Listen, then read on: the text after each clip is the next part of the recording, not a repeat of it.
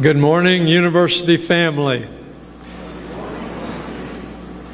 Welcome everyone to our 2017 Fall Convocation, celebrating the inauguration of our 166th year as an institution of higher education. Together in community, we hope to make this the best of those 166 years. Good morning, everyone. My name is Han Xu. I'll be reading the scripture in Chinese.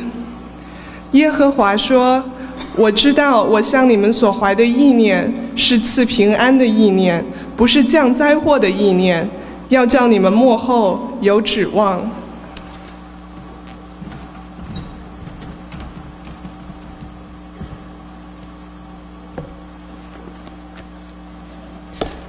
Good morning, everyone. I'm Amos Korir from Kenya. I'm going to read Jeremiah 29, verse 11 in Swahili language.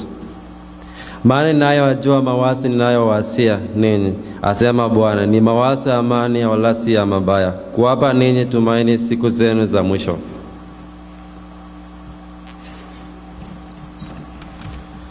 Good morning. I am Ivo Kunzle from Paraguay, and I'm going to read the scripture in Guarani.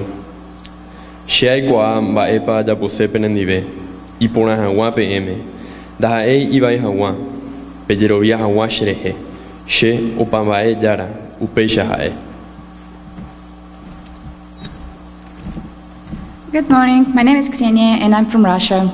Ведь я знаю мои намерения о вас, возвещает Господь, намерение принести вам благополучие, а не беду, даровать вам будущее и надежду.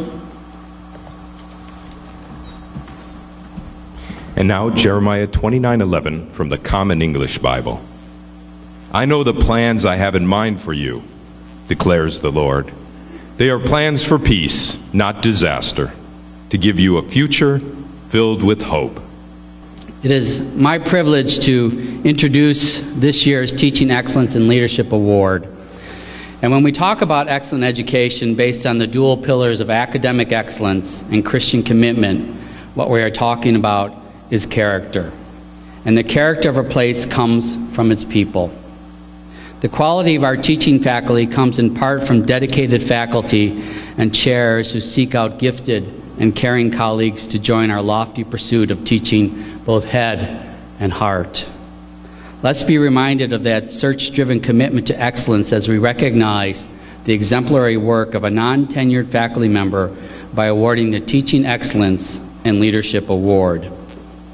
The Teaching Excellence and Leadership Award is presented to a faculty member who, early in her or his career, demonstrates exceptionally creative and effective instruction, makes noteworthy contributions to the academic program of his or her department, or who creates a positive buzz of energy across the university. Will the former recipients who are in attendance today please stand so you may be recognized?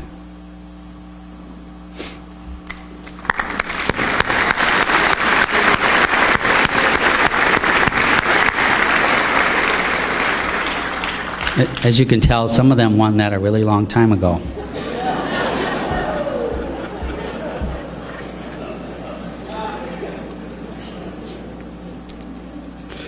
Our honorary blends guided inquiry, cooperative learning, lecture, and problem-based learning in upper-level classes, which means those courses function as finishing classes for polishing well-rounded students. Her course evaluations reveal a deep level of engagement, patience, and passion in what many consider a difficult discipline. She's been praised for the overwhelming care of her students and for her accessibility, as seen through one-on-one conversations about lessons and for making challenging material easier. A colleague champions her enthusiasm in accepting new responsibilities and tasks. I am so very pleased to award the 2017 Teaching Excellence and Leadership Award to Dr. Caroline Keenan.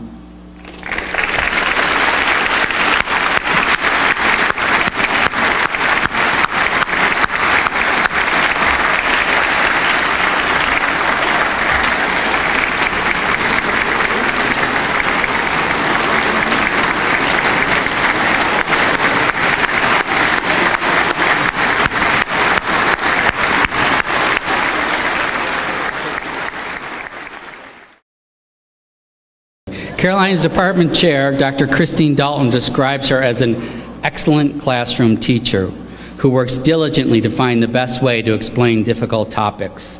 She expertly uses process-oriented guided inquiry learning and cooperative learning, which means students work together to learn concepts beyond listening and taking notes. In her first semester with us, fall of 2014, she took what had been an on-ground chemistry course for non-majors and turned it into an online course. She developed videos to supplement the course to allow the students to have extra materials. The next year saw her morph that class to a 5-week online course for non-traditional and adult learners. Dr. Dalton says Caroline adjusts her courses to fit her student population while keeping them rigorous for those students going on to graduate school. She's a gifted advisor who leads the development of 4-year plans using her undergraduate experience to mentor her students. She has already received the Bonner Student Science Research Grant and has applied for it again. And here's one of those things you hear that makes you want to take the class. Caroline is working on developing a new course for the LA Corps entitled Cooking Chemistry. It will feature the chemicals found in the kitchen as the foundation of teaching chemistry. And I may just need to audit that. Good morning. Let me preface this by saying that I'm still not entirely sure what a charge to the students is supposed to entail, so I'm going to cover a little bit of everything. Carson-Newman University. Few may know the name, but many know and feel its love and influence. And it is exactly the type of school that I avoided when I began my college search. But as we all know, God has a way of working in our lives in ways we don't plan. And because of his intervention, I ended up here. And in August of 2014, like many of you, I was moving into Burnett Residence Hall, and a few days later, listening to a speech about a few men standing at the base of a tree starting all of this. Some 4 odd years later, I guess 3, I still don't know the ins and outs of who those men were or why they thought the base of a tree was a good place to start a university. But I do know that I haven't looked back, and I'm very confident in the decision that I made. Freshmen, many of you have come with a plan of what you want to be and how you're going to get there. And you've planned out in your mind all the details on what steps you're going to take and exactly the timeline of how this 4 years is going to go. When I first came, I began as a nursing major with the intention of going on to get my master's, becoming a nurse practitioner, and focusing on pediatric oncology. If you hear any snickers in the crowd, that's because I am completely opposite of that plan now. I'm now majoring in political science with a minor in law and policy and Oxford Studies, with a plan to go into international human rights law. I don't say that to scare you. In fact, seniors, if you have changed your major or dropped a major, raise your hand. See, Carson-Newman allows you to learn so much more than you're expecting to learn. And so I challenge you to not try and stick to that stringent plan that you have created for yourself. You will learn how to be a friend, how to be a roommate. You will learn about the world and the people in it. You will learn how to lead, and more importantly, you will learn how to follow. You will learn how to discuss and how to disagree. If you come with a faith in God, it will be challenged a lot, especially during finals week. If you don't come with a faith at all, or you're not sure what you believe, that too will be equally as challenged. Because at Carson-Newman, there's one rule. Actually, there are a lot of rules, and the RAs are going to bug you to death trying to enforce them all.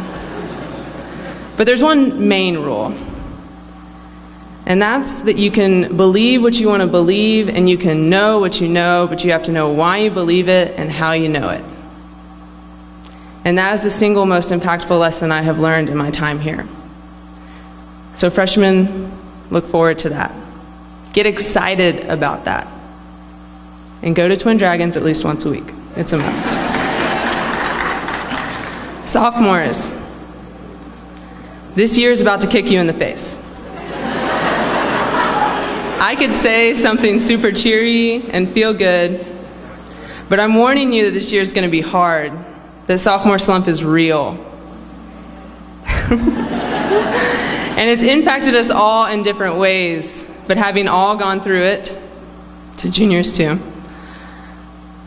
we're there to help. The same juniors and seniors that were there to love on you as you came in as freshmen and sophomores too, are there or only a phone call away. The same campus ministries that you got involved in are there to remind you that God is a big God. The same young life leaders, the same professors, the same mentors, the same coaches, they're all there and they want to help you through this. So don't let sophomore slump scare you. Consider it an opportunity to grow and learn what community looks like. Juniors, welcome to being an upperclassman. You are now going to be leading the same organizations and teams and programs that you've been involved in for the past 2 years. Do it justice. Love on the little ones like you were loved on. And if you weren't encouraged and pushed to be the best you can be, change the norm. Make this place, or begin making this place, into what you truly believe it can be and what it should be. Seniors, you are one heck of a group. And we have had a very interesting and wonderful 3 years. And I could try and capture that all and go over the memories. But I know that that means something beautifully different and unique to each one of you. We've made a home here, as many of you will. And now we have to figure out how to leave it. I don't have much advice on that. Truth be told, I'm trying to figure it out myself, how to go from being so at home here to going into the world to do the work of our Creator.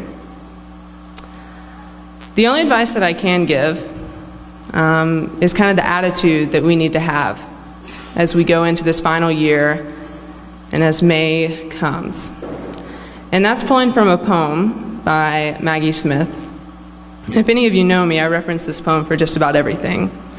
But I believe it can really shape our attitude. The poem reads, "Life is short, and the world is at least half terrible. And for every kind stranger, there is one who would break you, though I keep this for my children. I am trying to sell them the world. Any decent realtor, walking you through a real crap hole, chirps on about good bones. This place could be beautiful, right? You could make this place beautiful." Seniors, I don't know where you're sitting right now and whether or not you believe Carson-Newman is a beautiful place like I do. But I know that it can be. That it may have skeletons in its closets, but at its bones, it's beautiful. And I challenge you to make it into that. And I also encourage you that as May comes, you have been equipped with the knowledge and skills to go out and make this world a more beautiful place than you found it. Let's have a great year, Eagles. Thank you, President Dixon. Exhibit A, as to the power and providence of Carson-Newman education. Just a magnificent speaker and thinker. Some of you may not know this, but Elizabeth was absolutely nothing when we got her here. Single-digit IQ, could not make subjects and verbs agree, and now look at her. Actually, she was great when we got her, and she's even, if that's possible, even more distinguished now, and a wonderful address. Thank you so much, Madam President. Distinguished faculty, esteemed staff, and America's finest university student body, as voted upon by the President of Carson-Newman. In today's technological world, knowledge doubles every 12 months. Workers, we are told, must be prepared to hold as many as 11 different jobs in a lifetime. Many likely coveted jobs 10 years from now do not even exist today. Many futurists predict 85% of the jobs elementary age children will grow up to hold do not presently exist. David Kearns, the late CEO of Xerox, noted, "The only education that prepares us for change is a liberal education." I must confess, I never took a course in college teaching me how to be a college president. For some of you, that might be obvious. However, my liberal arts education included, like yours, studies in English, history, mathematics, psychology, science, religion, Greek, music, art, German, theology, health and physical education, communication, economics, and literature. This well-rounded, broad-based education serves us well. Your professors offer similar testimonies. The education we have received and are offering you here at Carson-Newman is typically known as a liberal arts education. Technically, we are a liberal arts-based university since we proudly offer professional courses of study where technical training, clinical service, and internships accompany study in the liberal arts. The word liberal comes from a Latin root, liber, meaning free. The word refers to a free person. Interestingly, the word liber also means book. Apparently, the thought is we are liberated or set free by our study of books. And from what might we be freed? Ignorance, bias, linguistic, geographic, and cultural myopia, racial, ethnic, and gender prejudice, dullness, boredom, and being boring, fuzzy thinking, naivete, inability to think critically, analyze, synthesize, evaluate, and present effectively, ethical apathy, arts and sciences vacuity, and the lack of imagination. For these reasons and more, we may choose to refer to the liberal arts as the liberating arts and sciences. Why? Because the education you will receive at Carson-Newman will set you free. Free to reach your full potential as educated citizens and worldwide servant leaders. Free to learn, live, and lead well. Carson-Newman graduates testify to this truth. Claim daily as they live, serve, and thrive. Carson-Newman graduates testify to this truth claim daily as they live, serve, and thrive literally all over the world. You too will surely join this impressive cloud of witnesses extolling the virtue of a Carson-Newman education.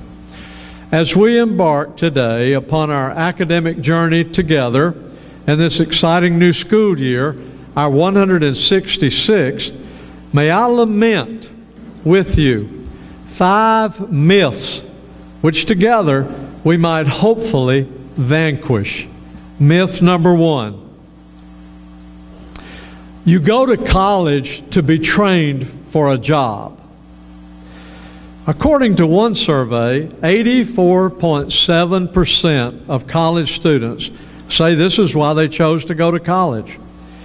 May I suggest the purpose of a college education is not to be trained for a job, but for any job. You may graduate as a nurse, musician, accountant, or artist, yet later in your career choose to serve as a teacher, administrator, entrepreneur, or public servant. If so, you will be well prepared. The ideal is to enter college to learn, to grow, to develop keen habits of the mind, to become mature, educated citizens and servant leaders. in the library, under trees, in classrooms and residence halls. Read books, discuss them, learn, play, sing music, paint, design, conduct experiments in science labs, think, freely question, write, critique ideas, engage in dialogue and civil debate, listen well, research, give public presentations, perform, develop your talents, exercise, grow spiritually, participate in intramurals, make friends, encourage one another, receive the blessings of professors and give them as well, serve the needy in the community and around the world, and gain self-respect as well as the respect of others as you do your best to become the best you are capable of becoming. 55% of hiring decision makers say they want employees with a broad-based education. A liberal arts education prepares us best for a rapidly changing world where knowledge doubles every 12 months, but wisdom does not. Be wise. Become the best version of yourself for whatever life brings. Myth number 2. Education is preparation for living. No, education is living. Our education begins as we exit the womb, perhaps earlier, doesn't it? Certainly, we've been learning since birth, learning to explore, to trust, to doubt, to experiment, to ask questions, to adapt, to believe, to look, listen, touch, smell, taste, discover. Education is 24/7, 365, spanning from womb to tomb, is it not? College is simply a privileged environment, giving us the time and freedom to focus intensively on learning while growing intellectually, socially, emotionally, physically, and spiritually. Education helps shape us into the person we are becoming. Who are you becoming? No, despite the myth, real life does not begin when you leave college. This is your life. Education isn't preparation for living. Education is living. Hopefully, we will all be intentional, lifelong learners. Parenthetically, but if we must think in terms of education as preparation for living, then know that 60% of liberal arts graduates of small, private liberal arts colleges say they feel prepared for life after college, whereas only 34% of public flagship university graduates say they feel ready for what follows college. 76% of liberal arts graduates say they were prepared for their first job, a 10% higher number than graduates from major state universities. Point Carson-Newman. Education is living, and a liberating arts and sciences education is mighty fine living. Myth number 3. You go to college so you can make more money. 80% of college students say their top personal objective is being well off financially. Now let's be honest. Who would turn down more money? Yes, college graduates do in fact earn much more income over the course of a lifetime than non-college graduates. One survey claimed a 50% increase differential. Another I read noted a 71% variance, and still a third cited an 84% difference. But is making money really what life is all about? I'm encouraged that 70% of college students say that helping others in difficulty is important. Here at Carson-Newman, as many as 70% of you volunteer or will in the community weekly, making Carson-Newman one of the top universities in America for community service. Jesus taught you cannot worship both God and mammon. Think about that. Jesus names mammon, money, stuff, things, materialism. Jesus names Mammon as a rival god to the one true God. A rival God. A false God. Let us beware. Let us be careful about our life's focus. Perhaps you will find that our true purpose in life is to serve God by serving others. Regardless of our vocational choice, our calling as Christian scholars first is to learn, to be discipled, from the Latin disciplis, which means to learn, and then to love God and others by serving them. For as Jesus shared, even the Son of Man came not to be served, but to serve, and to give His life as a ransom for many.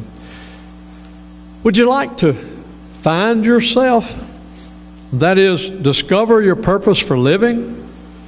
Mr. Einstein once shared with a group of students these words: I do not know what your destiny will be, but this one thing I do know: the only ones of you who will truly be happy are those who have sought and found a way to serve.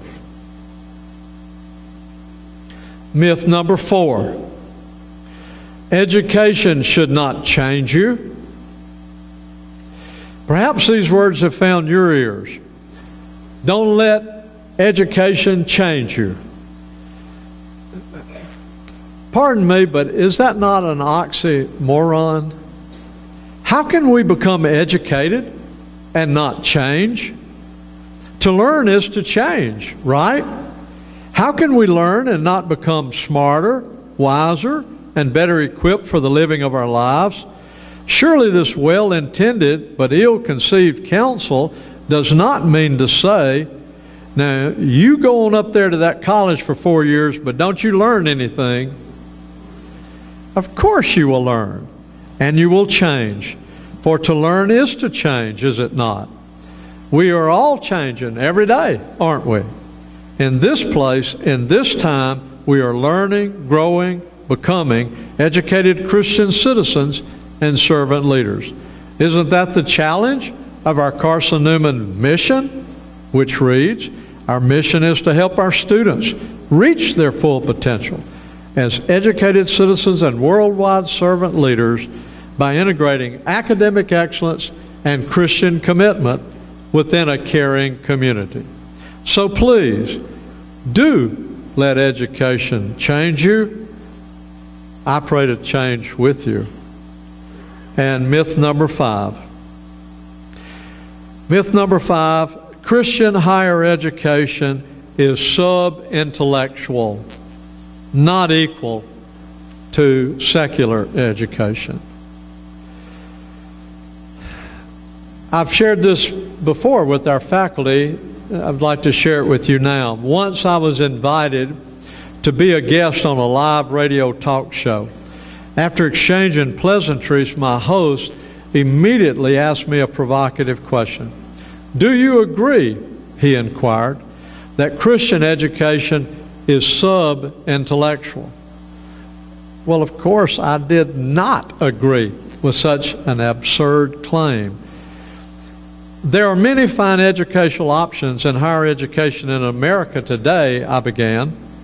In any of our outstanding public universities, scholars may view their field of study through the lens of their choosing. They may take a feminist, a Marxist, an LGBTQ or African American perspective to their subject. A Native American, socialist, or Machiavellian focus is permissible as well, I added.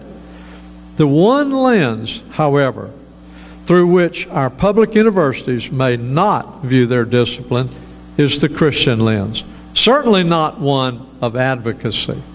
Whereas, in Christian higher education, we are free to examine a field of study through any or all of those lenses too. Yet, when all is said and done, we are free to add a Christian lens for stimulating, provocative discussion. Therefore, no, I concluded, I would not agree that a Christian education is sub-intellectual. I would argue it is supra-intellectual. His response, touche. Here in this place, on this hallowed ground, we are called to live the life of the mind, to accept our Lord's invitation to love Him with all of our hearts, souls, and minds. Let us then accept the radical challenge to think Christianly. Let us dare to integrate faith and learning, as well as interrogate faith and learning. For the church has not always gotten it right, has it? But let us not stop there. Let us intertwine faith and living.